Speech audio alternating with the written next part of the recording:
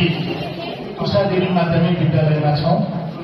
आज एकदम honestly disciplined students 9 र 10 का भाइ बहिनीहरूसँग हामी एमएसटी इन्टरनेसनल नेपाल समूहको अन्तर्गत पनौती काभ्रेबाट यहाँ हामीले रिक्वेस्ट गरेर प्रोग्राम अध्यापकज्यूसँग रिक्वेस्ट गरेर अहिले भागी पनि रहनु हुनेछ। अहिले अधिवक्ताज्यूहरूले तपाईहरुलाई यो मानव अधिकार कानून के हो, एडभोकेट के हो र हाम्रो कसरी हनन भइरहेको छ, अहिले आएका चाहिँ साइबर क्राइमहरू कसरी मिसयुज गर्नाले हामी कसरी फसिरहेका छौं, त्यसको निराकरण के हो, महिला अधिकारको के हो, विभिन्न किसिमको ज्ञान लिएर हामी अगाडि बढेका छौं।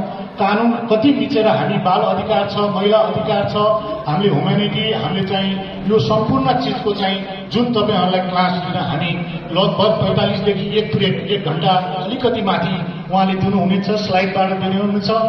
एमनेस्टी इन्टरनेसनल नेपाल समूह 72 पनौतीका संयोजक अधिवक्ता जमुना।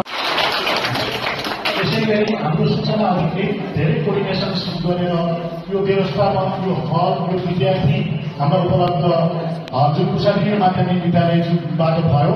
हाम्रो सूचना अधिकृत